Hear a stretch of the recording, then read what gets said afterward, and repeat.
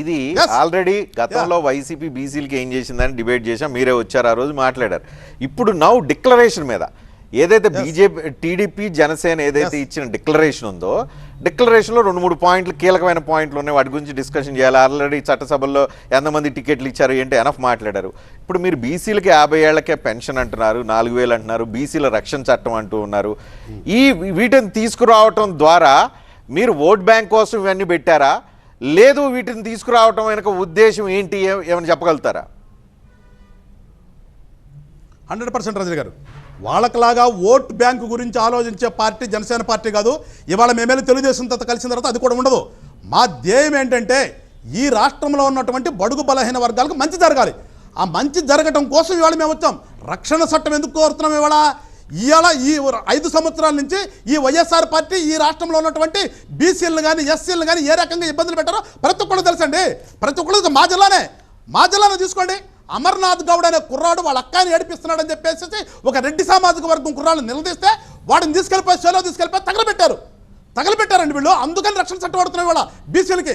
ఒకప్పుడు మనకి SC ST ఎట్లా ఉందో ఇవాళ బీసీలు కూడా మాకు రక్షణ కావాలని ఈ ప్రభుత్వం వచ్చిన తర్వాత మొట్టమొదటిసారి రోడ్డు మీదకి వచ్చారు. భరత్ గారు ఈ పాయింట్ ఆన్సర్ చెప్పండి. ఒక నిమిషం రక్షణ చట్టం మీద చెప్పండి భరత్ గారు.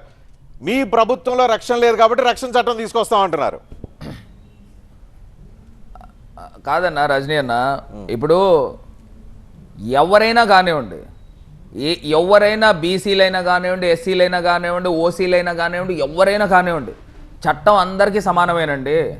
ఇవాళ ఏదో చెప్తా ఉన్నారు బీసీ రక్షణ చట్టంలో ప్రత్యేకించి రక్షణ అంటే ఏం చేస్తారు అది చెప్పమనండి. ఇప్పుడు రక్షణ అంటే ఏం చేస్తారు? ఇప్పుడు రక్షించడం అంటే ఏం చేస్తారు? ఎస్సీ ఎస్టీ ఎట్లయితే ఉందో అలానే బీసీ రక్షణ చట్టం సేమ్ దాన్ని అప్లై చేస్తారు. అధికారంలోకి వస్తే రూల్స్ రెగ్యులేషన్స్ గైడ్ లైన్స్ అన్ని వర్కౌట్ చేస్తారు. క్లారిటీ ఉండాలి కదా.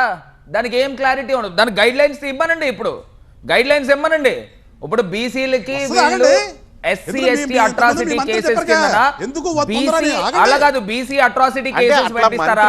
దానికి క్లారిటీ ఇవ్వండి. ఇవాళ చంద్రబాబు నాయుడు గారిని నమ్మే పరిస్థితుల్లో ప్రజలు ఎవరు లేరు. మీరు అది మర్చిపోబాకండి. ఇవాళ తీసుకొచ్చి బీసీ రక్షణ చట్టం అంటే డైలాగులు కొట్టడానికి ఇంకా బాగుంది. నేను ఒక డైలాగ్ చెప్తాను. చంద్రబాబు నాయుడు గారు చెప్పిన డైలాగు, జాబ్ కావాలంటే బాబు రావాలన్నారు. మరి బాబు వచ్చాడు, చిన్నబాబు వచ్చాడు. ఎవడికి జాబ్ వచ్చిందండి? ఎవడికి జాబ్ వచ్చింది? ఇవాళ పవన్ కళ్యాణ్ గారు, ఇవాళ చంద్రబాబు నాయుడు గారిని నమ్మడానికి ప్రజలు ఎవరో సిద్ధంగా లేరు. మనం ఇవాళ జాబు బాబు అన్ని అయిపోయినాయి. ఎవరికి వచ్చింది జాబులు? చంద్రబాబు నాయుడు గారు కొడుకు వచ్చింది జాబు, ఎవరికి జాబ్ రాలే. అది మర్చిపోబాకండి. ఇవాళ నువ్వు చెప్పి